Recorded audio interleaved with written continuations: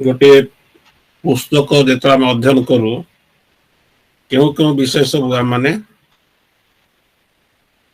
गुरुत्व देवाक हम।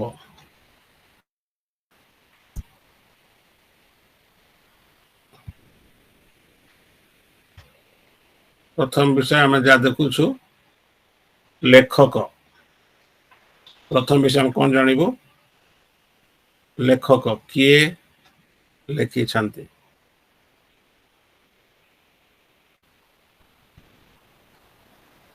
तारपरे द्वितीय विषय हम देखिबो ग्राहक।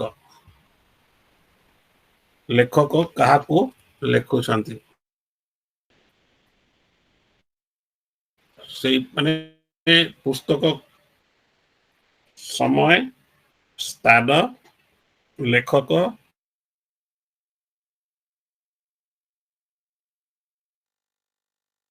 ग्राहक रो मुख्य पद बा शब्द पूरा पूरा पुस्तक मुख्य शब्द कौन मुख्य पद मुख्य वाक्य कोटा तापर मुख्य प्रसंग ए पुस्तक मुख्य प्रसंग कौन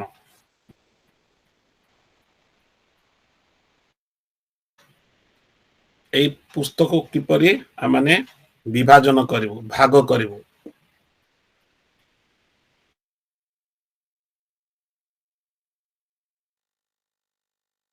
यदि आमे पढ़िबा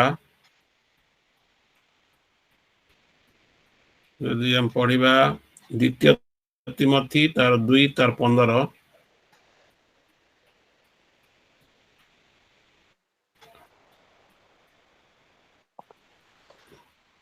सत्य वचन यथार्थ रूपे व्यवहार करी जो कार्यकारी लज्जा बोध करने आवश्यक नुहे ताहार परी ईश्वरक निकटरे आपणा को परीक्षा सिद्ध देखाइबा यत्न कर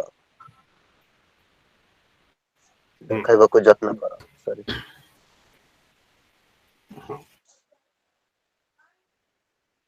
वाक्य को यथार्थ रूपे व्यवहार लेखा जोटा है ओडिया बाइबल रे सेटा इंग्रजी बाइबल रे भिन्न लेखा है माने यदि का इंग्रजी बाइबल अच्छे से पढ़ टे जानी हम माने पुस्तक को आम कौन करूँ प्रथम लेखक तापर ग्राहक तापर समय तापर स्थान कौठू लेखुंट यहाँ जब आम प्रथम जानबू पुस्तकर तो आम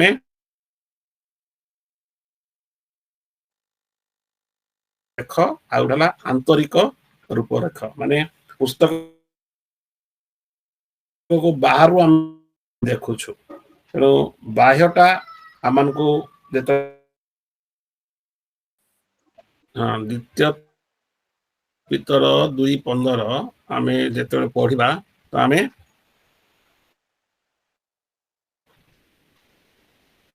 द्वितीय पितर जो पढ़ा जानीपार आम गोटे पुस्तक पढ़ले क्यों को विषय आम ध्यान देव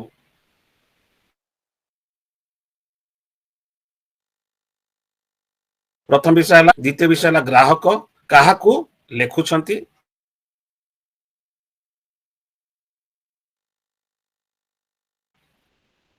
चतुर्थ विषय है स्थान क्यों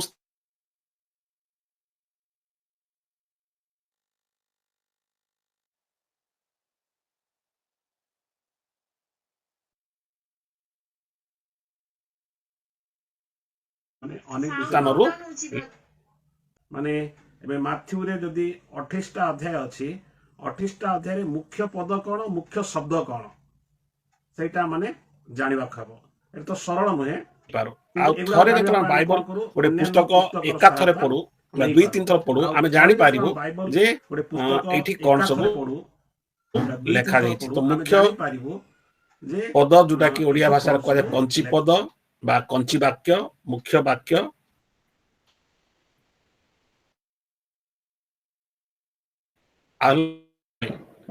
ए पुस्तकर मुख्य विषय कौन एटा हम जानिबा को मुख्य प्रसंग तापरे एई पुस्तक रे केउ सब विषय पुनरुक्ति होछि बारंबार लेखा जाउछि पुनरुक्ति होछि जेहेतु बारंबार जो पद ବା ଶବ୍ଦ ବା ବାକ୍ୟ ବାରମ୍ବାର ଲେଖା ଯାଇଥିବ ସେଇଟା ଆମମାନଙ୍କୁ କଣ କରେ ଆମେ ସେଇଟା ଗୁରୁତ୍ୱ ଦେବାକୁ ସେଇଟା ହିଁ ଆମମାନଙ୍କୁ ପୁସ୍ତକ ଭିତରକୁ ଯିବା ପାଇଁ ସାହାଯ୍ୟ କରେ। ତେଣୁ ଏ ବିଷୟ ଗୁଡାକ ଆମେ ଧ୍ୟାନ ଦେବୁ ଯେତେବେଳେ ଆମେ ଗୋଟେ ପୁସ୍ତକ ପଢୁ। ଯେତେବେଳେ ଆମେ ପୁସ୍ତକ ପଢୁଛୁ ପ୍ରଥମ ବିଷୟ ସମସ୍ତେ ମନେ ରଖିବାକୁ ହବ ଲେଖକ କିଏ। ଦ୍ୱିତୀୟ ବିଷୟ ଲେଖକ କାହାକୁ ଲେଖୁଛନ୍ତି ଗ୍ରାହକ କିଏ।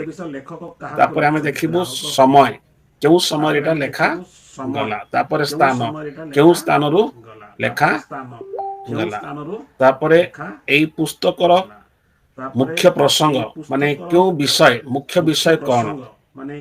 ତାପରେ ଏଇ ପୁସ୍ତକର କଞ୍ଚି ପଦ ମାନେ କୋଉ ପଦ ଆମେ ଯେମିତି 1 ଅଧ୍ୟାୟ 2 ପଦ କି 3 ଅଧ୍ୟାୟ 2 ପଦ ଏମିତି ଯେମିତି କରୁ କେଉଁ ପଦ। ତାପରେ କେଉଁ ଶବ୍ଦ କଞ୍ଚି ଶବ୍ଦ। ତାପରେ ଆମେ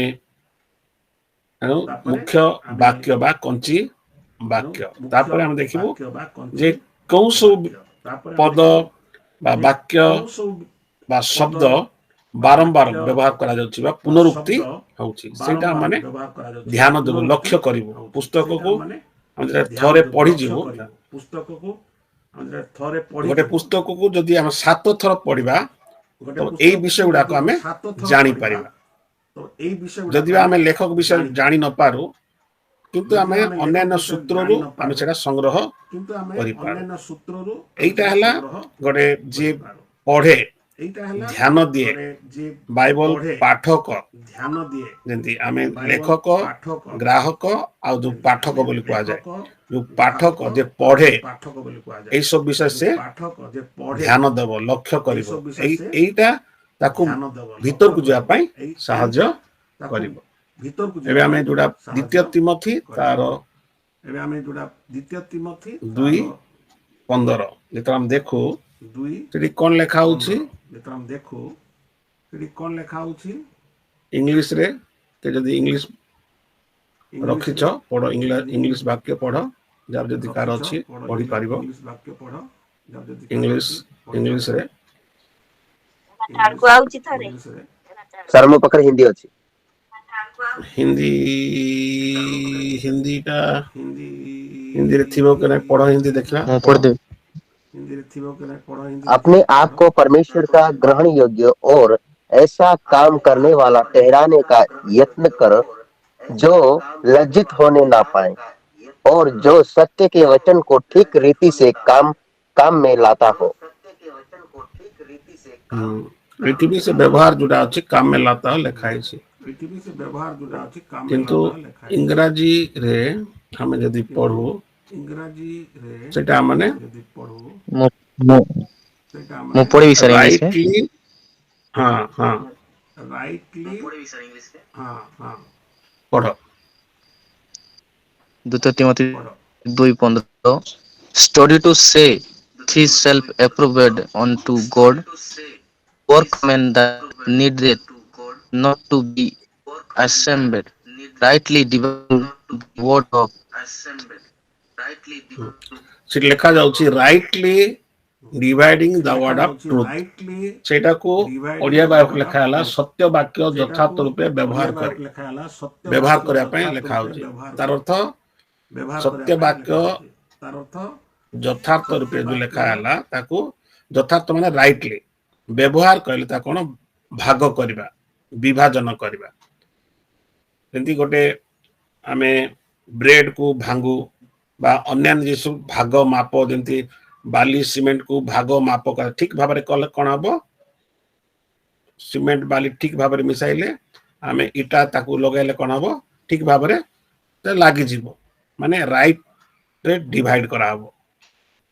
अनेक जेंति कहती एतकी बाली को एतकी सीमेंट तो एई जो भाग मापटा ठीक सेंती वाक्य को मध्य हम ठीक भाव में विभाजन करू से देखो से लिखा है भल भाव पढ़ा 15 पद भल भाव आम पढ़ा। आम जो पुस्तक भीतर को जाऊँ ये 15 पद साहाय्य कर। प्रथम विषय आम जो देखू 2 अध्याय 2 पद द्वितीय तिमोथी 2:2 लिखा जाउची जो सब वाक्य मो ठारू शुणियछ एटा पाउल तिमोथी को वाक्य शुणाई थिले ଯେତେବେଳେ ଶୁଣାଇଲେ ସେ କହୁଛନ୍ତି ଅନେକ ସାକ୍ଷୀଙ୍କ ସାକ୍ଷାତରେ, ଜଣକୁ ନୁହେଁ। ତିମୋଥୀ ଯେତେବେଳେ ସେ ବାକ୍ୟ ଦଉଛନ୍ତି ଅନେକ ସାକ୍ଷୀ ଅଛନ୍ତି, ଯୋଉଟା ତ ମୋ ଠାରୁ ଯୋଉ ବାକ୍ୟ ପାଉଲ କହୁନାହାନ୍ତି ଅନ୍ୟମାନଙ୍କଠୁ ଯୋଉ ବାକ୍ୟ ଶୁଣିଛ, ପାଉଲ କହୁଛନ୍ତି ମୋ ଠାରୁ ଯୋଉ ବାକ୍ୟ ଶୁଣିଛ ଏବେ ସେଟା ଅନ୍ୟମାନଙ୍କୁ ଅର୍ପଣ କର। ଲେଖା ହେଲା ଅନ୍ୟମାନଙ୍କୁ ଅର୍ପଣ କର। ଯୋଉମାନେ ସକ୍ଷମ, ଯୋଉମାନେ ସମର୍ଥ ଅଟନ୍ତି, ଯୋଉମାନେ ବିଶ୍ୱସ୍ତ ଅଟନ୍ତି, ସେମାନେ ନିକଟରେ ସେଇ ବାକ୍ୟ ଅର୍ପଣ କର ବା ସମର୍ପଣ କର। ଏଇଟା ପ୍ରଥମରେ ସେ ଆଦେଶ ଦେଲେ। ସେ ଆଦେଶ ଦଉଛନ୍ତି ଯେ ମୁଁ ଯୋଉ ବାକ୍ୟ ମୋ ଠାରୁ ତୁମେ ଶୁଣିଛ ଅନ୍ୟମାନଙ୍କୁ ଅର୍ପଣ କର। କାହାକୁ ଅର୍ପଣ କରିବ? ଯୋଉମାନେ ସମର୍ଥ, ସେ ବାକ୍ୟକୁ ବୁଝିବା ପାଇଁ ସମର୍ଥ, ବୁଝାଇବା ପାଇଁ ସମର୍ଥ, ଅନ୍ୟମାନଙ୍କୁ ଦେବା ପାଇଁ ସମର୍ଥ, ସେମାନଙ୍କୁ ତୁମେ ସେ ବାକ୍ୟ ଅର୍ପଣ କର। ଆଉ ଯୋଉମାନେ ଲେଖାଯାଉଛି ବିଶ୍ୱସ୍ତ, ଏଇଟା ମୂଳ ବିଷୟ। ବାକ୍ୟ ଯେତେବେଳେ ଅନ୍ୟକୁ ଶିକ୍ଷା ଦିଆଯିବ ସେତେବେଳେ ସେ ବିଶ୍ୱସ୍ତ ହବ। ଆମେ ଯେତେବେଳେ ମାଥ୍ୟୁ ପୁସ୍ତକରେ ପଢୁଛୁ ଆମେ ତାକୁ ନିଜ ମନ ଇଚ୍ଛା, ମନ ମୁତାବକ ଲୋକକୁ ସନ୍ତୁଷ୍ଟ କଲା ଭଳି କହିବୁ ନାହିଁ। ସେଠି କଣ ଦେଖୁଛୁ? ଆମେ ବାକ୍ୟ ସବୁବେଳେ ବିଶ୍ୱସ୍ତ ଭାବରେ କହିବୁ। ଆଉ ଗୋଟେ ପଦ ପଢିବା, ଜିରିମିୟ, ସମସ୍ତେ ଦେଖନ୍ତୁ ଜିରିମିୟ ତାର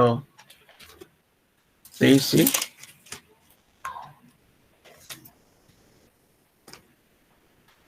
ଜିରିମିୟ 23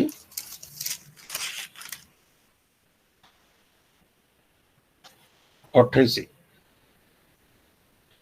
ସେ ଲେଖା ଯାଉଛି ଯେଉଁ ଭବିଷ୍ୟତ ବକ୍ତା ସ୍ୱପ୍ନ ଦେଖିଅଛି ସେ ସ୍ୱପ୍ନ କଥା ପ୍ରକାଶ କରୁ। ପୁଣି ଯିଏ ଆମର ବାକ୍ୟ ପାଇଅଛି ସେ ବିଶ୍ୱସ୍ତ ରୂପେ ଆମର ବାକ୍ୟ କହୁ। ସେ ଜଣେ ସ୍ୱପ୍ନ କଥା କହନ୍ତି, ସେ ଲେଖା ହେଲା ସ୍ୱପ୍ନ ହଉଛି ପାଳ ପରି, କିନ୍ତୁ ବାକ୍ୟ ହଉଛି ଆମେ ଶସ୍ୟ। ଲେଖା ହେଇଛି ସଦାପ୍ରଭୁ କହନ୍ତି ଶସ୍ୟ ନିକଟରେ ପାଳ କଣ? ପାଳ ହଉଛି ଆମେ ଜାଣିଛୁ ସେଟା କଣ, କିଛି ଯୋଗ୍ୟ ମାନେ ତାର କିଛି ଲାଭ ନାହିଁ। ଶସ୍ୟ ବା ବିହନ ସେଇଟାର ମୂଲ୍ୟ ଅଛି, ପାଳର କିଛି ମୂଲ୍ୟ ନାହିଁ। ସେଟା ଫିଙ୍ଗା ଯିବା, ଜଳିବା ପାଇଁ ସେଟା ବ୍ୟବହାର କରା ହୁଏ, ବହୁତ ସମୟ ରହେ ନାହିଁ। କିନ୍ତୁ ଶସ୍ୟଟା କଣ, ଥରେ ହେଲା ତାପରେ ଆଉ ତାକୁ ବୁଣୁ, ଆଉ ଥରେ ହେବ, ଆଉ ଥରେ ହେବ। ପାଳକୁ କେବେ ବୁଣା ଯାଇ ପାରିବ ନାହିଁ, କିଛି ଆଉ ସେଟା ଲାଭ ହବ ନାହିଁ। ତେଣୁ ଦୁଇ ପ୍ରକାର ଲୋକମାନେ ବାକ୍ୟ ଦିଅନ୍ତି। ଗୋଟେ ହେଲା ଈଶ୍ୱର ଠାରୁ ପାଇଥିବା ବାକ୍ୟ ବିଶ୍ୱସ୍ତ ଭାବରେ କହିବା, ଆଉ ଗୋଟେ କଣ ସ୍ୱପ୍ନ ଦର୍ଶନ ଦ୍ଵାରା କହିବା। ତେଣୁ ଏଠି ଜିରିମିୟଙ୍କ ସମୟରେ ଯେତେବେଳେ ପୁରାତନ ନିୟମ ଲେଖା ହେଇ ନଥିଲା, ସେଇ ସମୟରେ ଜିରିମିୟ ଯୋଉ ବାକ୍ୟ ପାଇଲେ ସେଇ ବାକ୍ୟ ସେ ବିଶ୍ୱସ୍ତ ଭାବରେ କହିଲେ, ଯାହା ପ୍ରଭୁ ଠାରୁ ପାଇଲେ ସେଇଟା ସେ ଦେଲେ। ଠିକ ସେମିତି ଏଇଠି ବି କୁହାଯାଉଛି ଯେ ମୋ ଠାରୁ ଯୋଉ ବାକ୍ୟ ଶୁଣିଛ ତିମୋଥୀ, ତୁମେ ସେଇ ବାକ୍ୟ ସବୁ କଣ କର, ଅନ୍ୟମାନଙ୍କୁ ବିଶ୍ୱସ୍ତ, ଯୋଉମାନେ ବିଶ୍ୱସ୍ତ ଭାବରେ ଅନ୍ୟମାନଙ୍କୁ ଶିକ୍ଷା ଦେବେ ସେମାନେ ନିକଟରେ ଅର୍ପଣ କର। ଏବେ ଆମେ ଆଉ ଗୋଟେ ପଦ ପଢିବା, ପ୍ରଥମ ତିମୋଥୀ ତାର 1 ଅଧ୍ୟାୟ, ପ୍ରଥମ ତିମୋଥୀ ତାର 1 ଅଧ୍ୟାୟ, ସମସ୍ତେ ଦେଖ ତାର 12 ପଦ। ପ୍ରଥମ ତିମୋଥୀ 1 ତାର 12, ଆମମାନଙ୍କର ଯୋଉ ପ୍ରଭୁ ଖ୍ରୀଷ୍ଟ ଯୀଶୁ ମତେ ସକ୍ଷମ କରିଅଛନ୍ତି ତାଙ୍କୁ ମୁଁ ଧନ୍ୟବାଦ ଦଉଅଛି ଯେ ସେ ମତେ ବିଶ୍ୱସ୍ତ ଜ୍ଞାନ କରି ସେବକ ପଦରେ ନିଯୁକ୍ତ କରିଅଛନ୍ତି। ପାଉଲ କୁ ପ୍ରଭୁ ଯୋଉ ସେବକ ପଦ ଦେଲେ, ସେଇ ସବୁ ପଦ କାହିଁକି ଦିଆଗଲା? ଯେହେତୁ ସେ ବିଶ୍ୱସ୍ତ ଥିଲେ। ଆଉ ସେ ବି ଦାବି କରନ୍ତି ତିମୋଥୀକୁ, ଅନ୍ୟମାନେ ଯୋଉମାନେ ବିଶ୍ୱସ୍ତ ସେମାନଙ୍କୁ ତୁମେ ସେଇଟା ପ୍ରଦାନ କର। ଯଦି ଆମେ ବାକ୍ୟ ଯେତେବେଳେ ଆମେ ପଢୁ ଆଉ ଦେଖୁ, ସେଇଠି ଆମେ ଲେଖକ ମାନଙ୍କର ବିଶ୍ୱସ୍ତତା ଦେଖୁ, ସେମାନେ କେମିତି ବିଶ୍ୱସ୍ତ ଭାବରେ ଲେଖୁଛନ୍ତି। ଆଉ ଆମେ ଯେତେବେଳେ ସେ ବାକ୍ୟ ଶୁଣୁ ବା ପଢୁ, ଅନ୍ୟମାନଙ୍କୁ ମଧ୍ୟ ଆମେ ବିଶ୍ୱସ୍ତ ଭାବରେ କହିବୁ। ଆଜି ଅନେକ ମନ ଇଚ୍ଛା ବାକ୍ୟ କହିଦିଅନ୍ତି। ଏଇଠି ଦେଖୁ ଯେ 2 ଅଧ୍ୟାୟ 2 ପଦରେ ତିମୋଥୀ ବାକ୍ୟ ଶୁଣିଥିଲେ। एबे तांको कुआ जाउछि दुई आमे तापर आउ गोटे पद आमे देखिबा जे 9 पद 2 अध्याय 9 पद से लिखा जाउछि ईश्वर वाक्य आबद्ध नुहे माने ईश्वर वाक्य को के माने बांधी की रखी पारबो ना से कहउछन्ती मते माने जेल रे रखाइछि मते बंदीशाला रे रखाइछि बंदी कराइछि किंतु वाक्य को बंदी करा जाई पारिबो नाही वाक्य कोन हबो चली बाहर को जीव ही जीव मते के बंद कर दी पारे बा मो देह असुस्थ हेले मु कहि न पारे किंतु वाक्य को केही आबद्ध कर रखी पारिबो नाही ईश्वर को जीवित वाक्य सेटा प्रचारित हबो चारियाडे व्यापी जीव प्रसारित हबो केही ताको अटक दी पारिबो नाही तो प्रथम देखिलु वाक्य मठार सुनिछ आउ से वाक्य के आबद्ध करि पारबो नाही एबे कहउछन्ती 15 पदरे कोन कहउछन्ती जे सत्य वाक्य को यथार्थ रूपे विभाजन कर भाग कर जो वाक्य तुमे पाइछ सेटा कोन मु विश्वस्त आ से वाक्य कोन ईश्वर वाक्य से सत्य वाक्य जेहेतु ईश्वर वाक्य सत्य अटे ताकू ठीक भाव में विभाजन करिया को भाग करिया तेणु आम माथि पुस्तक पढ़ुछु आमे ताकू ठीक भाव में जदि विभाजन न करू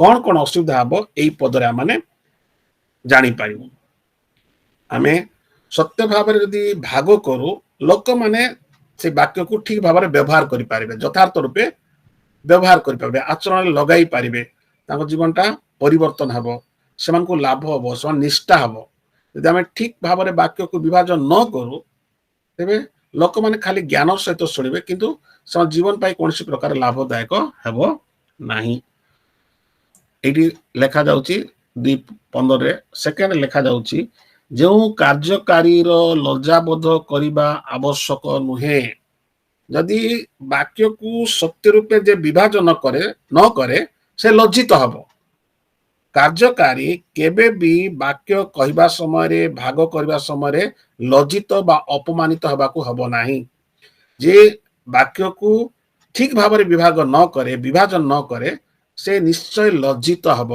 लेखा जाउची कार्यकारी माने गोटे कर्तव्य से वाक्य को यथार्थ रूपे भाग करिबो जेमि से केबे भी लज्जित हब नाही आमे जे जण सुनुछु आज मु जेते वाक्य कहूची से वाक्य मु जहा लेखाई जे सत्य भाव में कहबी जद्वारा मु लज्जित हेबे नाही आ मु जेते कहूची तुम माने सुनुछ तमे भी जेते मोटा सुनी हा नाही दान भाई कहूछ जे ठीक थिबो सेम तमे भी से परीक्षा करिवो तो अन्य माने मध्य तुम ठार शुणिले कौन हम से माने तुमको अपमानित करेंगे ना लज्जित करेंगे ना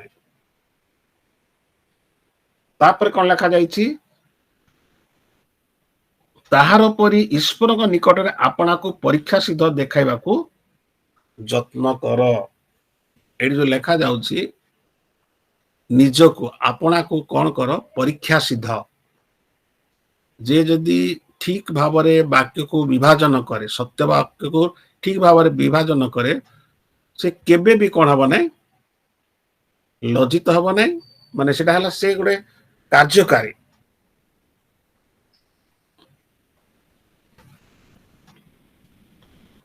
और लेखा जाउछि जो लेखा हला यत्न कर बोल जो लेखा आइछि ताकू ओडिया बाइबल यत्न कर लेखा आइछि इंग्रजी बाइबल लेखा आइछि स्टडी माने अध्ययन कर ओडिया बाइबल अध्ययन बोल लेखा जाए यत्न कर माने यत्न कर माने ठीक भाव में तुम पढ़ अध्ययन कर बारंबार पढ़ अध्ययन माने कौन बारंबार आम पढ़ा यत्न सहित माने गोटे खामखियाली आलस्य सहित अवहेला करी बाइबल को अध्ययन करने को हब ना यत्न सहित से अध्ययन कर तेबे से लेखा जाउछि एटी लेखा हला सेटी बड़ विषय ईश्वर को निकट में परीक्षा सिद्ध देखाइबा को एटी मनुष्य को देखाइबा पे नुहे आमे जो बाइबल अध्ययन करू सेटा मनुष्य को देखाइबा निमंते ने ईश्वर को निकट में आपना को परीक्षा सिद्ध देखाइबा भला मन रखिबो आमे त माथि पुस्तक पढुछु आमे लोक देखाइबा निमंते ईश्वर को आमे देखाइबो माने ईश्वर को निकट में मु जे परीक्षा सिद्ध लोक तो ए 2:15 आमान कौन करिवो भीतर को जापाई साहाय्य करिवो बुझिया पाए आमान को ଯଥେଷ୍ଟ ସାହାଯ୍ୟ କରିବ।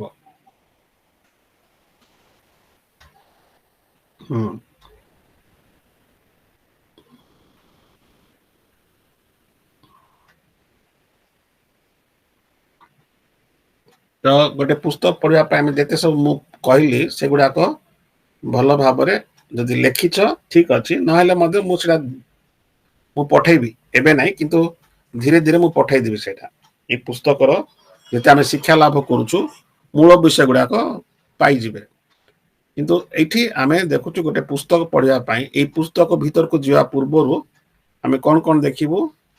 ଲେଖକ, ତାପରେ ଗ୍ରାହକ, ସମୟ କେବେ ଲେଖା ହେଇଥିଲା, ତାପରେ ସ୍ଥାନ କୋଉ ସ୍ଥାନରୁ ସେ ଲେଖିଥିଲେ, ତାପରେ ସେଇ ପୁସ୍ତକର ମୂଳ ବା କଞ୍ଚି ପଦ, କଞ୍ଚି ବାକ୍ୟ, ମାନେ କଞ୍ଚି ଶବ୍ଦ ସେଗୁଡାକ ଦେଖିବୁ। ତାପରେ ଆଉ ଗୋଟେ ବିଷୟ କଣ? ପ୍ରସଙ୍ଗ, ମୁଖ୍ୟ ପ୍ରସଙ୍ଗ କଣ, ମୁଖ୍ୟ ବିଷୟ କଣ, ମାଥ୍ୟୁ କେଉଁ ବିଷୟ ସେ କହିବା ପାଇଁ ଇଚ୍ଛା, ତାଙ୍କର ମୂଳ ବିଷୟଟା କଣ। ତାପରେ ମାନେ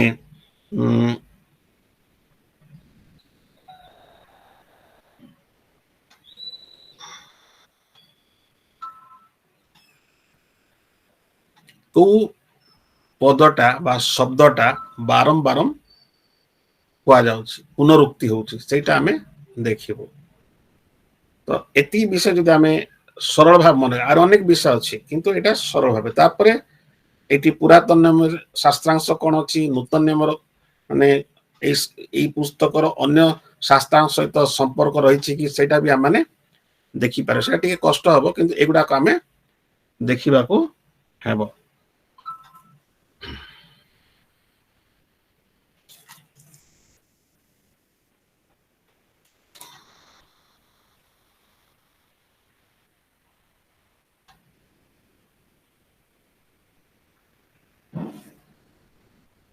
ଆଚ୍ଛା, ଏ 2:15 ଆମମାନଙ୍କର ମୂଳ ବିଷୟ।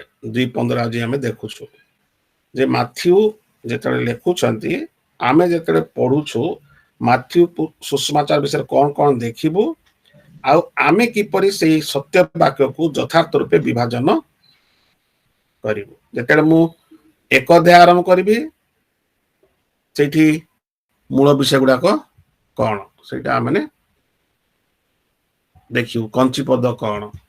ତ ଏସବୁ କଲେ ଆମର କଣ ହବ?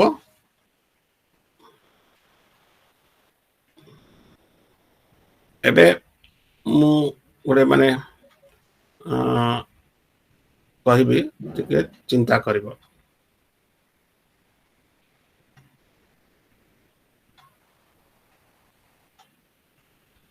ସମସ୍ତେ ଏବେ ଦେଖିବ।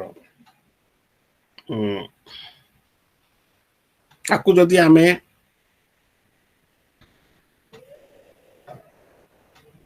ସରଳ ଭାବେ ମାଥ୍ୟୁ ପୁସ୍ତକ ଦେଖିବା, ସମସ୍ତେ ଭଲ ଭାବେ ଶୁଣ। ମାଥ୍ୟୁ ତାର 11:28 ପଢିବା। ମାଥ୍ୟୁ ତାର 11:28 ଆସ ଲେଖା ହେଇଛି, ମୋ ନିକଟକୁ ଆସ। 29 ପଦରେ ଶିଖ। ଭଲ ଏଇଟା ମନେ ଥାଉ। ମାଥ୍ୟୁ ପୁସ୍ତକର ମୂଳ ବିଷୟ ହେଲା ଆସ, ଶିଖ। ତାପରେ ମାନେ 28 ଅଧ୍ୟାୟ 19-20 ଯଦି ପଢିବୁ, ଯାଅ ଆଉ ଶିଖାଅ। ବୁଝିହେଲା? ମାଥ୍ୟୁ 11:28-29 ପ୍ରଭୁ ଯୀଶୁ କହୁଛନ୍ତି ଆସ, ତାପରେ ଶିଖ। ତାପରେ 28 ଅଧ୍ୟାୟରେ କୁହାଯାଉଛି, 28 ତାର 19-20 ଯାଅ ଆଉ କୁହ, ଯାଇ ଶିଖାଅ। ଯୋଉଟା ଏଇଟା ହେଲା ମୌଳିକ ବିଷୟ, ଗୋଟେ ମୂଳ ବିଷୟ। ହ୍ୟାଲୋ, ଆଜ୍ଞା। ସମସ୍ତେ ଶୁଣୁଛ ନା ସରିଗଣି? ନାଇଁ ସାର୍, ନାଇଁ ଶୁଣୁଛୁ ସାର୍। ଶୁଣୁଛୁ ଆଜ୍ଞା। ହଁ, ଶୁଣୁଛ? ମୁଁ ଭାବୁଛି ସମସ୍ତେ ଶୋଇପଡ଼ିଲଣି। नीरव अच्छे अच्छा कहल गोटे बुझाइल एटा मु जोटा कहली किए जने कुह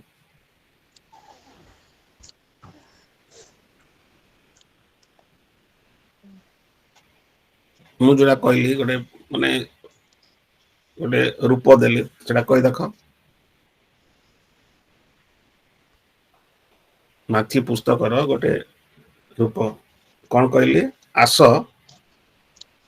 ए परिश्रांत भारग्रस्त लोक समस्ते मो निकट को आस तापर 29 पद को लिखाई शिख तापर 28 दिगला कौन कहउछि जाओ तुम्हें समस्त जाई कौन करो शिष्य कर शिखाओ टीच लिखाई शिक्षा दियो एटा हला गोटे मूल विषय ना बुझी पारला नहीं बुझले कहबा कहबो जॉन ଆଜ୍ଞା जॉन ସାର୍ कहि बुझी पारलो ଆଜ୍ଞା ସାର୍ हाँ कुह कौन कहली मैं कुह ये जो शेषटा जोड़ा मैं कहली कौन कहली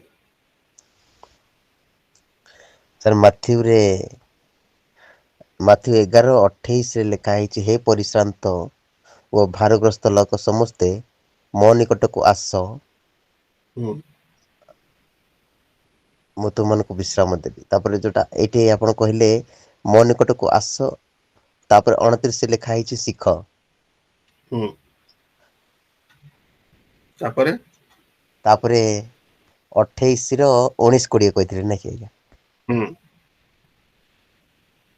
जाई अर्थात ହଁ जाओ ଅତଏବ ତୁମ୍ଭେମାନେ शिक्षा ଯାଇ ସମସ୍ତ ଜାତିର ଲୋକଙ୍କୁ ପିତା ପୁତ୍ର ଓ ପବିତ୍ର ଆତ୍ମାଙ୍କ ନାମରେ ବାପ୍ତିସ୍ମ ଦେଇ ଆ, ମୁଁ ତୁମମାନଙ୍କୁ तापरे ଯେଉଁ ଯେଉଁ ଆଜ୍ଞା ଦେଇଅଛି ସେହି ସବୁ ପାଳନ କରିବା ଶିଖାଅ ଆଜ୍ଞା शिखा हाँ ହଁ बुझिगला तो ଆଜ୍ଞା ସାର୍ आस शिख जाओ ତାପରେ शिखाओ ଆଜ୍ଞା ए पुस्तक रे जदि आमे भल भाବରେ चिंता करिवु प्रभु गोटे निमंत्रण दउछन्ती आस मो ठारू शिख लेखा होछि जेंति पाउल कहउछन्ती मो ठारू शिखिछ सेंति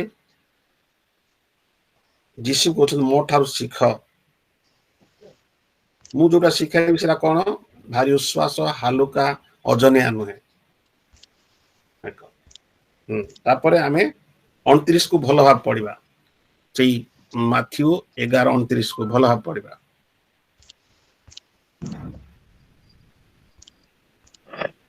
29 को भल भाव पढ़ के 29 ମୋର ଜାତି ଆପଣା ଆପଣା ଉପରେ ଘେନ ପୁଣି ମୋ ନିକଟରୁ ଶିଖ କାରଣ ମୁଁ ମୃଦୁଶୀଳ ଓ ନମ୍ରଚିତ ସେତିକି ଥାଉ ଆଉ ସେତିକି ତୁମ୍ଭେ ଥାଉ ହଁ ମୁଁ ମୃଦୁଶୀଳ ଆଉ ନମ୍ରଚିତ ପ୍ରଭୁ ଯେତେବେଳେ ଶିଖାନ୍ତି ଗୋଟେ ଶିକ୍ଷକର ଚରିତ୍ର ସେ କହୁଛନ୍ତି ମୃଦୁଶୀଳ ଆଉ ନମ୍ରଚିତ ପ୍ରଭୁ ଠାରୁ ଯେତେବେଳେ ଆମେ କଣ ଶିଖିବୁ ସେ ହଉଛନ୍ତି ମୃଦୁଶୀଳ ସେ ହଉଛନ୍ତି ନମ୍ର ଗୋଟେ ଶିକ୍ଷକ ଭାବରେ ସେ କେତେ କୋମଳ ମୃଦୁ କେତେ ସେ ନମ୍ର ବୁଝି ହଉଛି ମୁଁ ସେଟା ପରେ ଅନେକ ବିଷୟ ଶିଖାଏ ମାନେ କହିବି ସେଇ 11 ଅଧ୍ୟାୟର ଅନେକ ବିଷୟ ଆମେ ଶିଖି ପାରବୁ କିନ୍ତୁ ଏଇଠି ଗୋଟେ ଶିକ୍ଷକ ହେବାକୁ ହେଲେ ମୋଠି ଏଇ ମାନେ ଏଇ ଯୋଉ 11 28 29 ର ମୁଁ ଆସୁଛି ପ୍ରଭୁ ନିକଟ ଆସିଲି ଶିଖୁଛି କିନ୍ତୁ ଯେତେବେଳେ ମୁଁ ଶିଖୁଛି ଯୀଶୁକୁ କେମିତି ଶିଖୁଛି ଯୀଶୁ ହଉଛନ୍ତି ମୃଦୁଶୀଳ ନମ୍ରଚିତ ସେଥିପାଇଁ ସେ ଲଦି ଦଉନାହାନ୍ତି ଯୋଉମାନେ ଭାରଗ୍ରସ୍ତ ହେଇ ଆସିବେ ତାଙ୍କୁ ଆହୁରି ଅଜନିଆ ବିଷୟ ଲଦି ଦଉନାହାନ୍ତି କିନ୍ତୁ ସେ ଯୋଉ ଶିଖଉଛନ୍ତି ତ ଦ୍ୱାରା କଣ ହଉଛି ଲୋକମାନେ ହାଲୁକା ମନେ କରୁଛନ୍ତି ଆରେ ଆगे ମତେ ଭାରି କଷ୍ଟ ହଉଥିଲା କିନ୍ତୁ ମତେ ହାଲୁକା ଲାଗୁଛି କାହିଁକି ଯୀଶୁ ଭାରଗ୍ରସ୍ତ ଲୋକମାନଙ୍କୁ ଆହୁରି ଥରେ ଅଜନିଆ ଜିନିଷ ଦେବେ ନାହିଁ ସେ ଯୋଉଟା ଲଦି ଦେବେ ସେ କଣ କରିବେ ତାଙ୍କର ଜୁଆଳିଟା ସହଜ ଅନ୍ୟମାନଙ୍କ ଜୁଆଳି ଭାରି କଷ୍ଟ ପ୍ରଭୁ ଯୀଶୁଙ୍କ ଯେମିତି ପୂର୍ବରୁ ଯୋଉମାନେ ଶିକ୍ଷା ଦଉଥିଲେ ସେଟା କେହି ପାଳନ କରିପାରୁନଥିଲେ କିନ୍ତୁ ଯେତେବେଳେ ପ୍ରଭୁ ଯୀଶୁ ଶିଖାଇଲେ ଶିଷ୍ୟମାନେ ଯୋଉମାନେ କରିପାରୁନଥିଲେ ସେମାନେ ଶିଖିଗଲେ ଆଉ ସେମାନେ ଅନ୍ୟମାନଙ୍କୁ କହିଲେ ସେମାନେ ବି ଶିଖିଗଲେ କରିପାରୁଛନ୍ତି ତେଣୁ ଏଇ ଯୋଉ ଶିକ୍ଷାର ମୂଳ ବିଷୟ ହେଲା ଯେ ଏଇଟା ନୁହେଁ ଯେ ଜ୍ଞାନର ବାକ୍ୟ ଗଭୀର ବାକ୍ୟ କହିବା ଏଇଟା ଯେ ଯେତେବେଳେ ଆମେ ଶିକ୍ଷା ଦଉଛୁ ଲୋକମାନେ ଶିଖିପାରିବେ ଆଉ ସେଟାକୁ କରିପାରିବେ, ସେ ଭାରଟା ବହନ କରିପାରିବେ। ଯଦି ଏଠି କିଏ ବସିଛି ସବୁବେଳେ ହଁ ଏଇଟା କହୁଛନ୍ତି, ଏଇଟା ଗୋଟେ ଜ୍ଞାନର କଥା ଭଲ ଲାଗିଲା ଅନ୍ୟମାନଙ୍କୁ, ସେଇଟା ଯଦି କାହାର ମନରେ ଅଛି ଭାରି କଷ୍ଟ ହବ, ପୁସ୍ତକ କିଛି ଜାଣିପାରିବ ନାହିଁ। ଏତିକି ଜାଣିବାକୁ ହବ ଯେ ଏବେ ଯାଇ କହିବ ହଁ ମାଥ୍ୟୁ ପୁସ୍ତକର ମୂଳ ବିଷୟ କଣ, ଆସ ଶିଖ ଯାଅ ଶିଖାଅ, ଏମିତି କହିଲେ ହବ ନାହିଁ। ଏଠି ମାନେ ଶୁଣି ସେଟା ଆମେ ସେଠି ଜାଣିବା କଣ ଶିଖିବୁ, ସେ ଲେଖା ମୋ ଠାରୁ ଶିଖ। କଣ ଶିଖିବୁ, ଯୀଶୁଙ୍କୁ ଶିଖିବୁ। ଆମେ କଣ ଶିଖିବୁ, ଯୀଶୁ ହଉଛନ୍ତି ମୃଦୁଶୀଳ ଆଉ ନମ୍ରଚିତ। ସେଇଟା ଆମେ ଆମେ ଶିକ୍ଷକ ଭାବରେ ଯେତେବେଳେ ଅନ୍ୟକୁ ଯାଇ ଶିଖାଇବୁ ତା ପୂର୍ବରୁ ଆମେ ଯୀଶୁଙ୍କୁ ପରି ହବୁ, ଯେମିତି ଅନ୍ୟମାନେ ଆରାମରେ ଶିଖିପାରିବେ। ଆଉ ଆମେ ଯଦି କହୁଥିବୁ ଲୋକମାନେ ଶିଖି ପାରୁନଥିବେ। ଏବେ ମୁଁ ଯେତେବେଳେ 2:15 ବୁଝଉଛି, 2 ତିମୋଥୀ 2:15 ସେଇ ପଦ ଯଦି ଭଲ ଭାବରେ ମୁଁ ବୁଝାଇବି ନାହିଁ, ସ୍ପଷ୍ଟ ଭାବରେ ବୁଝାଇବି ନାହିଁ, ତ ବୁଝିପାରିବ ନାହିଁ। ତ ଆମେ ଦେଖୁ ଯେ ବାକ୍ୟକୁ ଯଥାର୍ଥ ଭାବେ ବ୍ୟବହାର କରିବା ପାଇଁ କୁହାଯାଉଛି, ଯେମିତି ସେ କଣ ହବ, ଈଶ୍ୱରଙ୍କ ନିକଟରେ ପରୀକ୍ଷା ସିଦ୍ଧ ହବ। ସେ 2 ତିମୋଥୀ 2:15 ନହେଲେ କଣ ହବ, କାର୍ଯ୍ୟକାରୀ ଲଜ୍ଜିତ ହେଇଯିବ, ଅପମାନିତ ହେଇଯିବ। ବାକ୍ୟକୁ ଠିକ ଭାବରେ ବିଭାଜନ ଯେ କରେ ସେ କେବେ ହେଲେ ଲଜ୍ଜିତ ହବ ନାହିଁ, ବରଂ ସେ ପରୀକ୍ଷା ସିଦ୍ଧ ହବ। ପରୀକ୍ଷା ସିଦ୍ଧ ହବାକୁ କଣ ଲେଖା ହଉଛି ଯେ ଯତ୍ନ କରିବ, ସେ ମାନେ ଯତ୍ନ ସହକାରେ ଈଶ୍ୱରଙ୍କ ବାକ୍ୟକୁ ପଢିବ। ସେଟା ଇଂରାଜୀ ଲେଖା ହଉଛି ଅଧ୍ୟୟନ କରିବ, ଷ୍ଟଡି ବୋଲି ଲେଖା ହଉଛି। ଷ୍ଟଡି କହିଲେ କଣ, ମାନେ ଷ୍ଟଡି କହିଲେ, ଆଚ୍ଛା ଅନେକ ଲୋକ ବାଇବଲ ଷ୍ଟଡି ବୋଲି କହନ୍ତି। ଏଇଠି ଟିକେ ମତେ କହିଲ ବାଇବଲ ଷ୍ଟଡି ମାନେ କଣ? କାହା କହିଲେ ଯୋଉମାନେ ବାଇବଲ ଷ୍ଟଡି ବୋଲି କହନ୍ତି ସେମାନେ ପଚାର ବାଇବଲ ଷ୍ଟଡି ମାନେ ଆଗେ ବୁଝାଇବେ କି ନାହିଁ ସେଟା ଦେଖ। ବାଇବଲ ଷ୍ଟଡି ମାନେ କଣ ସମସ୍ତେ କହିଲ ଟିକେ ଟିକେ, ମାଇକ୍ ଅନ୍ କରି କୁହ। ବାଇବଲ ଷ୍ଟଡି ମାନେ କଣ? ଷ୍ଟଡି ମାନେ କଣ? ବାଇବଲକୁ ଅଧ୍ୟୟନ କରିବା। ଅଧ୍ୟୟନ କରିବା ମାନେ, ଅଧ୍ୟୟନ ମାନେ କଣ? ଏବେ ମୁଁ ଯାଇକରି ଗାଁରେ କହିବି ବାଇବଲ ଅଧ୍ୟୟନ କର ବୋଲେ ସେମାନେ କଣ ବୁଝିବେ ସେଟା? ଯଦି ମୁଁ ବୁଝାଇ ପାରିଲି ନାହିଁ ଅଧ୍ୟୟନ କଣ, ବୁଝାଇ ପାରିଲି ନାହିଁ ତ ଅସୁବିଧା ହବ। ସେମାନେ ମଧ୍ୟ ଆଉ ଅନ୍ୟ ଯାଇ କହିବେ ଅଧ୍ୟୟନ କର। କିନ୍ତୁ ଏବେ ଯାଇ ସମସ୍ତେ ବାଇବଲ ଷ୍ଟଡି ବୋଲି କହନ୍ତି, ବାଇବଲ ଅଧ୍ୟୟନ ବୋଲି କହନ୍ତି, କିନ୍ତୁ କହିପାରନ୍ତି ନାହିଁ ସେଟା କଣ, ସେଟା କହିପାରନ୍ତି ନାହିଁ।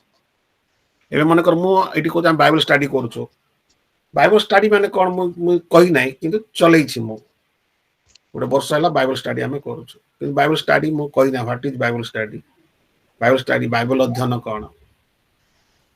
ଏଇ ଯୋଉ ବିଷୟ ଗୁଡାକ ଆମେ ନ ଜାଣି କଣ ହଉ, ଆମେ ମଧ୍ୟ ନ ଜାଣି ଅନ୍ୟମାନଙ୍କୁ ବି କହିଦଉ। ତ ଅଜ୍ଞାନତା କଣ ହଉଛି, ବ୍ୟାପି ଯାଉଛି। ଆମେ ଅଧ୍ୟୟନ ଶିଖାଇଲୁ ନାହିଁ, କିନ୍ତୁ ବାଇବଲ ଷ୍ଟଡି ବୋଲି କହି ଚାଲିଲୁ। ଆମେ ଲୋକମାନେ ଶୁଣିଲେ ବାଇବଲ ଷ୍ଟଡି, ବାଇବଲ ଷ୍ଟଡି ମାନେ ଏମିତି ବସି କଣ କଣ ଗୋଟେ ବାକ୍ୟ କହିଦେବା ସେଇଟା। ଏଠି କଣ ଲେଖା ହଉଛି ଏ 2:15 ଭଲ ଦେଖ, ସତ୍ୟ ବାକ୍ୟ, ବାକ୍ୟଟା ହେଲା ସତ୍ୟ, ତାକୁ ଠିକ ଭାବରେ ଯଦି ବିଭାଜନ କରବ ନାହିଁ ତ କାର୍ଯ୍ୟକାରୀ କଣ ହବ, ଲଜ୍ଜିତ ହବ, ଅପମାନିତ ହବ। ଆଜି ଅନେକ ଯାହା ତାହା କହିକି ମଧ୍ୟ ସେମାନେ ଅପମାନିତ ହୁଅନ୍ତି ନାହିଁ, ଲଜ୍ଜିତ ହୁଅନ୍ତି ନାହିଁ। ସେମାନେ ଭାବନ୍ତି ମୁଁ ଗୋଟେ କହିଦେଲି, ଯାହାହେଲେ ଗୋଟେ କହିଦେଲି। ଯୋଉମାନେ ଶୁଣନ୍ତି ବଢିଆ କହିଲେ, ସେମାନେ ବି କହିପାରନ୍ତି। 2:15 ମନେକର ଆମେ 5 ବର୍ଷ 2:15 ପଢୁଛୁ, କିନ୍ତୁ ସେ ବୁଝି ନଥିବ। ତେଣୁ ସେଠି କଣ କୁହାଯାଉଛି ଯେ ମୋ ଠାରୁ ଶିଖ। ତ ଯୀଶୁ ଏଇଟା ଆମକୁ ଶିଖାଇବେ, ପବିତ୍ର ଆତ୍ମା ଶକ୍ତି ଶିଖାଇବେ ଯଦି ଆମର ଇଚ୍ଛା ଅଛି। ତେଣୁ ମୁଁ ଏବେ ପଚାରିଲି, କେହି କହୁନ ବାଇବଲ ଅଧ୍ୟୟନ ମାନେ କଣ କୁହ?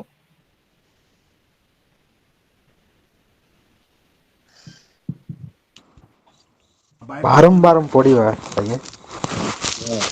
ବାରମ୍ବାର ପଢିବା କଥା, ଅଧ୍ୟୟନ କରିବା। ବାଇବଲକୁ ପଢିକି ତାକୁ ଧ୍ୟାନ କରିବା। ଯତ୍ନର ସହିତ ଧ୍ୟାନର ସହିତ ବାର ବାର ପଢିବା ସାର୍। ସାର୍ ବାକ୍ୟକୁ ପଢିକି ବୁଝିବା। ହୁଁ। ବାଇବଲରେ ତାପରେ ଟିକି ନିକି ବିଷୟ ଜ୍ଞାତ ହେବା ବୁଝି ସାର୍। ହୁଁ। ଖାଲି ପଢିବାଟା ଅଲଗା ସେଇଟା, କିନ୍ତୁ ଭିତରେ କଣ କଣ ଲେଖା ହେଇଛି ସେ ବିଷୟକୁ ଟିକି ନିକି ଭାବରେ ଜାଣିବା।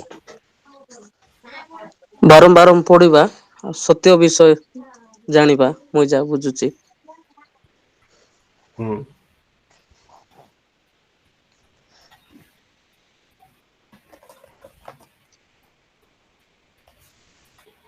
ଆହୁରି କିଏ କହିବ? ଅଧ୍ୟୟନ ବୋଲେ ଖୋଜିବା ଏଟା ଟିକେ ହବ। ହୁଁ ହୁଁ ସେ ଇଣ୍ଟେନସିଭ ରିଡିଙ୍ଗ ବୋଲି କହିବେ ସେଇଟାକୁ। ହୁଁ ଖୋଜିବାଟା। ହୁଁ ହୁଁ। କେତେଟା ବିଷୟ ରହିବ ଦେଖ ଟିକେ। ପ୍ରେରିତ 17 ଆମେ ଜାଣିଛୁ ତାକୁ ପଢବା ଟିକେ। ପ୍ରେରିତ 17 ତାର 11।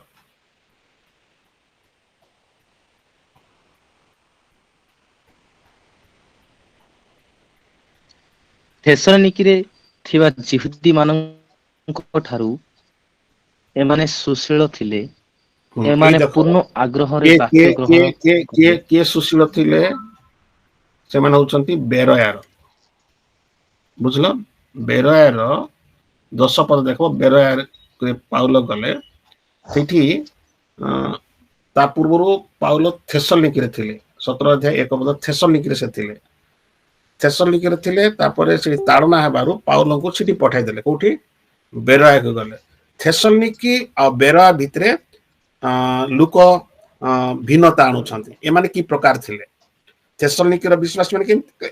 ବେରୟାର ବିଶ୍ୱାସୀ ମାନେ କେମିତି ଥିଲେ? ଏବେ ଆମେ ଦେଖୁଛୁ ଯେ ଲେଖା ଯାଉଛି ଥେସଲୋନିକିରେ ଥିବା ଯିହୁଦୀ ମାନ ଠାରୁ ଏମାନେ ସୁଶୀଳ ଥିଲେ। ବେରୟାର ଯେଉଁମାନେ ଥିଲେ ଯିହୁଦୀ ମାନେ ସାଧାରଣତଃ ଶାସ୍ତ୍ରକୁ ଭଲ ଭାବରେ ଜାଣନ୍ତି। ତଥାପି ବେରୟାର କଣ ଯିହୁଦୀ ମାନଙ୍କ ଠାରୁ ଏମାନେ କଣ ଥିଲେ? ସୁଶୀଳ ଥିଲେ। ମାନେ ଅଧିକ ନିପୁଣ ଥିଲେ ସେମାନେ। କଣ କଣ ତାଙ୍କର ଥିଲା ନିପୁଣତା? କଣ କଣ ଥିଲା? ସୁଶୀଳ କଣ ଥିଲେ? ସେଇଟା ଆମେ ଦେଖିବା। 1 ଦେଖ 17 ସେଇଟା ଆମଠି ଥିବାର ଅଛି। ଏମାନେ ପୂର୍ଣ୍ଣ ଆଗ୍ରହରେ ବାକ୍ୟ ଗ୍ରହଣ କଲେ। ଏଇଟା ବାଇବଲ ବାକ୍ୟରେ କଣ ଆଗ୍ରହ ଦରକାର। ଏଇଠି ଯେମିତି ମୁଁ ଆଜି ଲେଟ୍ କଲି ତଥାପି ବସିଥିଲ ମାନେ ଆଗ୍ରହ ଅଛି। ସମସ୍ତଙ୍କ ସେମିତି ଆଗ୍ରହ ନଥାଏ। ଆଗ୍ରହ ପ୍ରଥମ ବିଷୟ ହେଲା ପୂର୍ଣ୍ଣ ଆଗ୍ରହ ଫାଷ୍ଟ। ହଁ ତାପରେ କଣ ଲେଖା ହେଇଛି? ସତ୍ୟ କି ନା ତାହା ଜାଣିବା ନିମନ୍ତେ ପ୍ରତିଦିନ ଶାସ୍ତ୍ର ଅନୁସନ୍ଧାନ କରୁଥିଲେ। ଯୋଉଟା କି କମଳ କହିଲା ଅନୁସନ୍ଧାନ। ଅଧ୍ୟୟନ ମାନେ କଣ? ଅଧ୍ୟୟନ କହିଲେ ଖୋଜିବା। ଅନୁସନ୍ଧାନ ତାର ଅର୍ଥ ପ୍ରଶ୍ନ ପଚାରିବା। ଲେଖା ହେଇଛି ସତ୍ୟ କି ନା ଜାଣିବା। ଏଇ ଯୋଉ ବାକ୍ୟ ଯୋଉଟା କହିଲେ ଏଇଟା ସତ୍ୟ କି ନା? ଏବେ ତ ବାକ୍ୟ ସତ୍ୟ। ଏଇଟା ବାଇବଲର ବାକ୍ୟ ସତ୍ୟ। କିନ୍ତୁ ଆମେ ପ୍ରଶ୍ନ କରି ଅନେକ ବିଷୟ ଜାଣିବାକୁ ହବ। ପ୍ରଶ୍ନ କିଏ? କଣ? କାହିଁକି? କେଉଁଠାରେ? କିପରି? କ ସେଟା ତାକୁ ଓଡିଆରେ କ ବୋଲି କୁହାଯାଏ। କ ବାଇବଲ ଅଧ୍ୟୟନର ମୂଳ ବିଷୟ ହେଲା କ। କ ଅର୍ଥାତ୍ କଣ? କିପରି? କେଉଁଠାରେ? କେଉଁମାନେ? କେତେବେଳେ? ଯେତେ ସବୁ କରେ ଅଛି। ସେମିତି ଇଂଲିଶ ରେ କଣ କୁହାଯାଏ? ଡବ୍ଲ୍ୟୁ କୁହାଯାଏ। କଣ? ହ୍ୱାଟ, ଭେର, ହୁ, ଭେନ ସେଇଟା ତାକୁ ଡବ୍ଲ୍ୟୁ କୁହାଯାଏ। ମାନେ ଡବ୍ଲ୍ୟୁ ଶବ୍ଦ ଯୋଉଟା ବାଇବଲ ଅଧ୍ୟୟନ କହିଲେ ଓଡିଆରେ ହଉଛି କ, ଇଂରାଜୀ ହଉଛି ଡବ୍ଲ୍ୟୁ। ଦୁଇଟା ଆମେ ଜାଣିପାରୁ। କ କ ଯଦି ଆମେ ଜାଣିଛୁ କ ପ୍ରଣାଳୀ ଏଇଟା ହେଲା କ ପ୍ରଣାଳୀ। କ ପ୍ରଣାଳୀ ମାନେ କିଏ? କାହାକୁ? କଣ? କେତେବେଳେ? କେଉଁଠାରେ? କେଉଁମାନେ? ଏ ଯେତେ ସବୁ କରେ ଅଛି। ତ ଏଇଠି ଆମେ ଦେଖୁଛୁ ସେ ଲେଖା ଯାଇଛି ଗୋଟେ ହେଲା କଣ ପୂର୍ଣ୍ଣ ଆଗ୍ରହ। ଆଉ ଗୋଟେ ହେଲା କଣ ପ୍ରତିଦିନ। ଆଉ ଗୋଟେ ବିଷୟ କଣ ଲେଖା ହେଲା? ଶାସ୍ତ୍ର। ବାଇବଲକୁ ଏଇଟା ମୁଁ କମେଣ୍ଟ୍ରି ବହି ସେଇଟା ନୁହେଁ ପଢିବା ସେଟା ବି। କିନ୍ତୁ ଶାସ୍ତ୍ରକୁ କଣ କରୁଥିଲେ ସେମାନେ? ଅନୁସନ୍ଧାନ କରୁଥିଲେ। ସେଥିପାଇଁ ସେମାନେ ମାନେ ତାଙ୍କ ବିଷୟ ଲେଖା ହେଇଛି। ଥେସଲୋନିକି ଯିହୁଦୀ ମାନେ ଥିଲେ କିନ୍ତୁ ଏଇଠି ତାଙ୍କ ଠାରୁ ବେରୟାର ଲୋକମାନେ କଣ ଥିଲେ? ଅଧିକ ସୁଶୀଳ ଥିଲେ, ନିପୁଣ ଥିଲେ। କାହିଁକି? ତାଙ୍କ ପୂର୍ଣ୍ଣ ଆଗ୍ରହ ଥିଲା। ଏଠି ଆମେ ଯେତେ ଜଣ ବସିଛୁ ଆମର ଟିକେ କଣ ଦରକାର? ପୂର୍ଣ୍ଣ ଆଗ୍ରହ ଦରକାର। ଏଇ 17, 11 କୁ ଭଲ ଭାବେ ପଢ। ପଢିଥିବ ଅନେକ ଥର। କିନ୍ତୁ ଏବେ ମୁଁ ଯେତିକି କହିଲି ସେଟା କଣ ବିଭାଜନ କଲୁ, ଆମେ ଭାଗ କଲୁ ଯେ ଲୋକ କେମିତି ତୁଳନା କରୁଛନ୍ତି। ଥେସଲୋନିକିରେ ପାଉଲ ଗଲେ 3 ସପ୍ତାହ ପ୍ରଚାର କଲେ। ଶୁଣିଲେ ସେମାନେ ଆଉ ତାଡ଼ନା କଲେ, କେତେ ଲୋକ ବିଶ୍ୱାସ କଲେ, କିନ୍ତୁ ବେରାର ଲୋକମାନେ କଣ ବାକ୍ୟ ଯେତେବେଳେ ଶୁଣିଲେ ସେମାନେ ସତ୍ୟ କି ନା ତା ଅନୁସନ୍ଧାନ କରୁଥିଲେ, ପ୍ରତିଦିନ କରୁଥିଲେ, ପୂର୍ଣ୍ଣ ଆଗ୍ରହ ଥିଲା।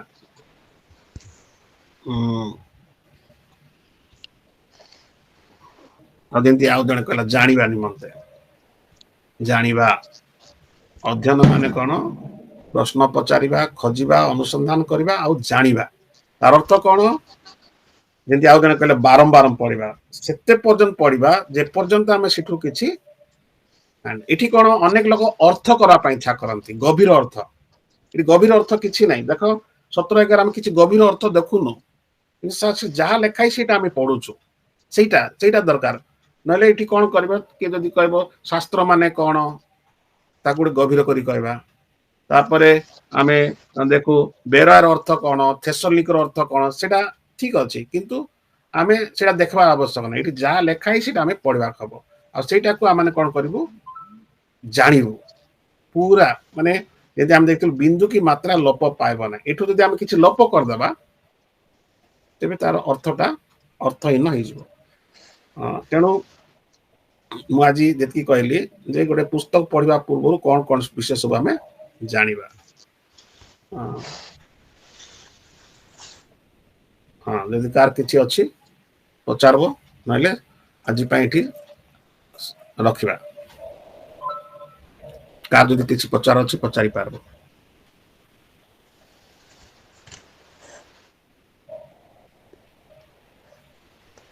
ସାର୍, ହୁଁ, ଆଜିର ଯୋଉ ଏଇ ମୁଖ୍ୟ ବାକ୍ୟଟେ ଯାହା କହିଲେନି, ସେଟା ପ୍ରସଙ୍ଗଟା କହିଲେନି ତ ଆପଣ? ମୁଁ ଆରମ୍ଭ କରିନାହିଁ ନା, ମୁଁ ଖାଲିଟା ତମକୁ ଦେଖାଉଛି। ଏବେ ମୁଁ ଯେତେବେଳେ କହିବି, ମୁଁ ଲେଖକ ବିଷୟରେ କହିସାରିଛି, ଆହୁରି ଟିକେ ଲେଖକ ବିଷୟରେ କୁହାହବ। ତ ଯେତେବେଳେ ଆମେ ପ୍ରସଙ୍ଗ କୁହାହବ, କଞ୍ଚି ପଦ ସବୁ କୁହାହବ, ସେଇଟା ସବୁ କୁହାହବ। ଯଦି କୁହାହେଇଛି ମାନେ କୁହାହବ ନା, ସେଇଟା ବୁଝିପାରୁଛ? ଆଜ୍ଞା ଆଜ୍ଞା। ସେ ନିଶ୍ଚୟ କୁହାହବ, ତାର ବିଭାଜନ କୁହାହବ, ସବୁ କୁହାହବ।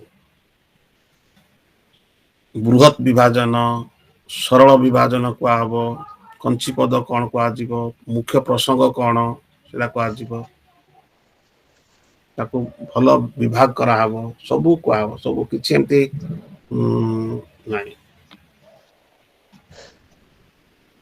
କିଛି ଲୁଚାଇବା ନାହିଁ, ହେଲା। ଆଜ୍ଞା ସାର୍। ଏଠି ତ ଆମେ ଇଏ ନାହିଁ ନା, ମୁଁ ବକ୍ତା ଭାବରେ କହୁନାହିଁ ନା, ତ ତମେ କିଛି ତାକୁ ଇଏ କରିବେ ନାହିଁ।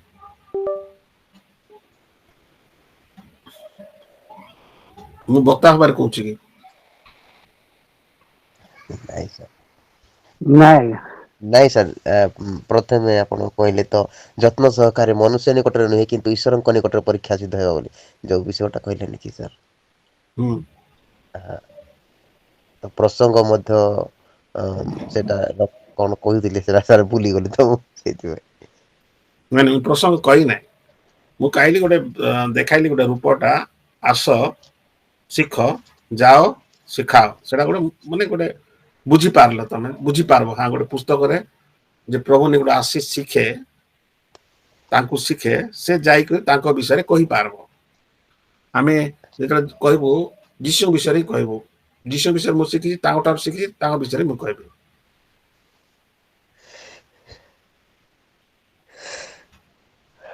ଆଜ୍ଞା। ହୁଁ, ଆଚ୍ଛା ନୂତନ ଅଛ କି? ଆଜ୍ଞା, ଅଛି ସାର୍। ହୁଁ, ଆଚ୍ଛା 2:15 ବୁଝିଲ କି? ହଁ ସାର୍। ହୁଁ, ଆଚ୍ଛା ଯେତେବେଳେ ବୁଝିଲି ସାର୍। ବୁଝିଲ, ନ ଦେଖି କହିଲ।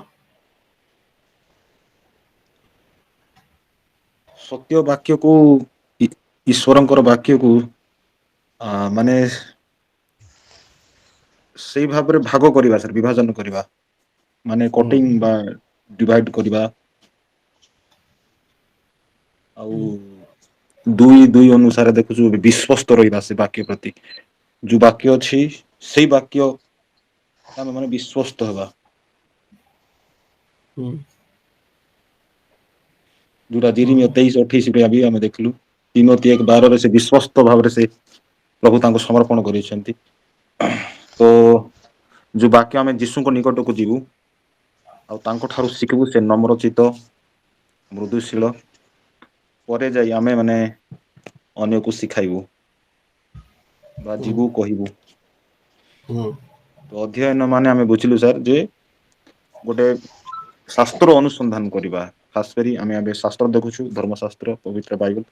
ତ ସତ୍ୟ ବାକ୍ୟ ଆମେ ଅନୁସନ୍ଧାନ କରିବା ଯେ ମୂଳ ପ୍ରସଙ୍ଗ କଣ, ସେଇ ଗୋଟେ ପଦର ବା ପର୍ବର ବା ଗୋଟେ ପୁସ୍ତକର ଲେଖକ କିଏ, କାହାକୁ ଲେଖୁଛନ୍ତି, କେଉଁଠାରୁ ଲେଖୁଛନ୍ତି, କେଉଁ ସମୟରେ ଲେଖୁଛନ୍ତି, ହୁଁ ଆଉ ମୁଖ୍ୟ ପ୍ରସଙ୍ଗ କଣ, ମୂଳ ହୁଁ ବିଷୟ କଣ, ତାର ମୁଖ୍ୟ କଞ୍ଚି ପଦ କଣ, ଏହା ଜାଣିଲେ ଆମେ ପରୀକ୍ଷା ସିଦ୍ଧ ହେଇପାରିବୁ ସାର୍। ହୁଁ ହୁଁ ଠିକ ଅଛି, ଠିକ ଅଛି। କମଳ ଅଛ କି? ହଁ ଆଜ୍ଞା। ହୁଁ ତମେ ହଁ ଟିକେ କହିଲ। ଗୋଟେ ପୁସ୍ତକ ନାଇଁ ସେ ପଢିବା ନୂତନ ପୂର୍ବରୁ ଭାଇ ଯୋଉଟା କହିଲେ ସେଇ କଥା ତ ସେଇଟା କହିବି। ନାଇଁ ନାଇଁ ହେଲେ ତମେ ଟିକେ ତମ ଭାଷାରେ ତମେ ତାଙ୍କ ଭାଷାରେ ସେ କହିଲେ। ମାନେ ମୋର କହିବାଟା ଯୀଶୁ ଯାହା କହିଲେ ଯେ ମୁଁ ଯେମିତି ନମ୍ରଚିତ ମୃଦୁଶୀଳ, ସେଇଭଳିଆ ତମେ ହେଇକି ହିଁ ଲୋକଙ୍କୁ ମୋ ଠାରୁ, ଯୀଶୁ କହିଲେ ମୋ ଠାରୁ ଶିଖ ବୋଲିକି। ମୋ ହୁଁ ଠାରୁ ଶିଖ। ଏବେ ଗୋଟେ ପାଷ୍ଟର ଆ କିମ୍ବା ପ୍ରଚାରକ ସେଇଭଳିଆ ହିଁ ହେବା କଥା। ଆମେ ଯାହା ବି ଶୁଣିଛୁ ଯେତେବେଳେ ବି ଯୋଉଠି, ଆମେ ଏଇଭଳିଆ କରିବାକୁ ପଡିବ, ଏମିତି କରିବାକୁ ପଡିବ ବୋଲି ଖାଲି ଉପଦେଶ ଆକା ଦବାଟା ଶୁଣିଛୁ ଆମେ। କିନ୍ତୁ ମୁଁ ଯେମିତି କରୁଛି ତମେ ସେମିତି କର ବୋଲବାଟା କେବେ ମୁଇଁ ଶୁଣିନି। ହୁଁ ମାନେ ଗୋଟେ ଆଦର୍ଶ ହେବା ଉଚିତ ବୋଲି କହିବା। ହୁଁ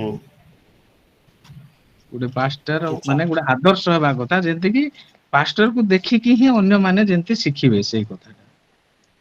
ହୁଁ ସେଇ ଜିନିଷଟା ହିଁ ଯୀଶୁ କହୁଛନ୍ତି ଯେ ମୁଁ ଯେମିତି ମୋ ଠାରୁ ଯାହା ଶିଖୁଛ ସେଇଟା ହିଁ ତମେ ଅନ୍ୟ ମାନଙ୍କୁ କୁହ, ଆଉ ତମେ ବି ସେଇ ଭଳିଆ କର। ପାଉଲ ମଧ୍ୟ କହୁଛନ୍ତି ମୋ ଠାରୁ ହଁ ଯାହା ଶିଖିଛ। ହଁ ହଁ ସେଟା ଅଛି, କିନ୍ତୁ ମନେକର ମୁଁ ଏବେ ଶିଖଉଛି, ହଁ ମୋ ଠାରୁ ଶିଖ, ମାନେ କଣଟା ଶିଖିବ ମୋଠୁ?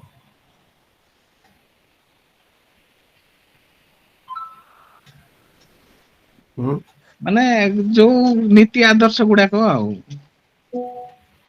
ହଁ ଯୋଉଟା କି ଯେମିତି ସତ୍ୟ ବାକ୍ୟ ଆଉ। ଯାହା ଆପଣ କହୁଛନ୍ତି ତାହା ଦେଖିବାର ଅଛି ସାର୍, ଆପଣ ଠାରୁ ଶିଖିବାର ଅଛି। ଆଜ୍ଞା ନାଇଁ ମୃଦୁଶୀଳ, ଇଏ ମୃଦୁତା, ତାପରେ ସରଳତା, ଏଇଗୁଡା ସବୁ। ମୋଟି ମୃଦୁ ସରଳତା ଅଛି କି? ଯାହା ଆପଣ କହିବେ ତାହା ନାଇଁ ସେଇଟା ଶିକ୍ଷା ଆକ୍ଚୁଆଲି ଦେବେ ମାନେ ସାର୍, ଯୋଉ ଶିକ୍ଷା ଆପଣ ଆକ୍ଚୁଆଲି ଦେବେ, ନାଇଁ କି ସେ ଶିକ୍ଷାର ଦେଖିକି ପ୍ରାକ୍ଟିକାଲି ଆକା ଆପଣଙ୍କର ଶିଖନ୍ତି ଦିଆଯିବ। ଲୋକମାନେ ବେଶୀ। ନାଇଁ ନାଇଁ ଦେଖିକି ଶିଖନ୍ତି ନାଇଁ ଯେ ଆଜ୍ଞା ପବିତ୍ର ଆତ୍ମା ଶିଖାନ୍ତି, ସେଟା ଅଲଗା ବିଷୟ। କିନ୍ତୁ ମୋର କହିବା ହେଲା କଣ, ମୁଁ ମୃଦୁଶୀଳ ନମ୍ରଚିତ ଯୋଉଟା ଯୀଶୁ କହିଲେ, ତ ମନେକର ମୁଁ ଗୋଟେ ପଦ ପଳେଇବି ହେଲା। ହୁଁ ଆଜ୍ଞା ଆଜ୍ଞା ମୁଁ ପଢଉଛି ତମକୁ, ପଢ ଜହନ ଖୋଲ। ତମକୁ କେମିତି ଲାଗବ ଦେଖି ମତେ କହିବ। ଜହନ 11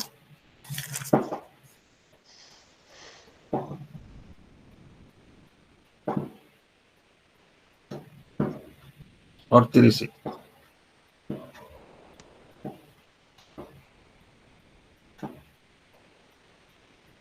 ଜହନ 11 ତାର 38। ସେଥିରେ ଯୀଶୁ ପୁନର୍ବାର ଅନ୍ତରରେ ବିରକ୍ତ ହୋଇ ସମାଧି ନିକଟକୁ ଆସିଲେ। ତାହା ଗୋଟିଏ ଗୁହା, ପୁଣି ତା ମୁହଁରେ ଗୋଟିଏ ପଥର ଥିଲା। ହୁଁ କଣ ଦେଖୁଛ ସେଠି? କମଳ କୁହ। ହଁ ଆଜ୍ଞା, ଅନ୍ତରରେ ବିରକ୍ତ ହେଇ ବୋଲି ଲେଖା ହେଇଛି। ସେ ନମ୍ରଶୀଳ ମୃଦୁଶୀଳ ନମ୍ରଚିତ କି ନାଇଁ? ହଁ ମାନେ ସେଇଟା ଲୋକମାନେ ଆଉ ଜାଣି ପାରୁନାହାନ୍ତି ସେଇଟା ଅନ୍ତରରେ ବିରକ୍ତ ହଉଛନ୍ତି ବୋଲିକି। ସେ ମନେ ମନେ ବିରକ୍ତ ହଉଥିଲେ ବୋଧେ। ନାଇଁ ନାଇଁ ମୋର ମାନେ ମୁଁ ସେଟା ପଚାରୁଛି। ହଁ ମୋର କହିବା ହେଲା, ହଁ ମାନେ ମୋର କହିବା ମାନେ ଏବେ ମାର୍କ 3 ଦେଖି ଯିବା। ମାର୍କ 3 3:5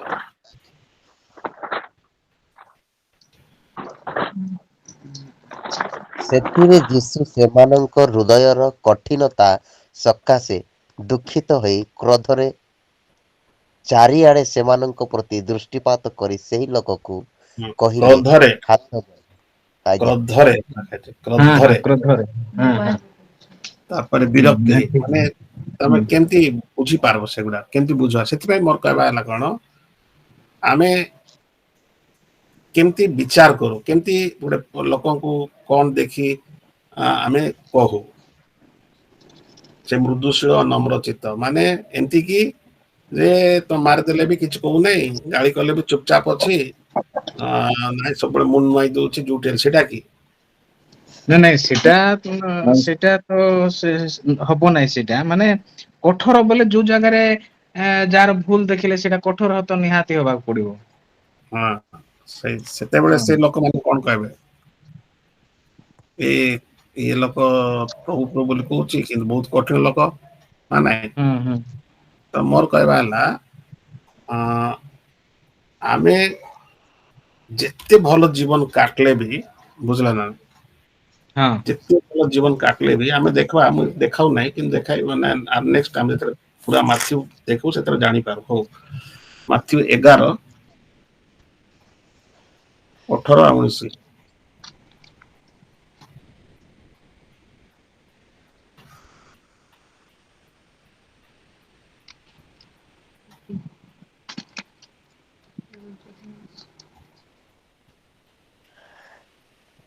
କାରଣ ଜହନ ଆସି ଭୋଜନ ପାନ କଲେ।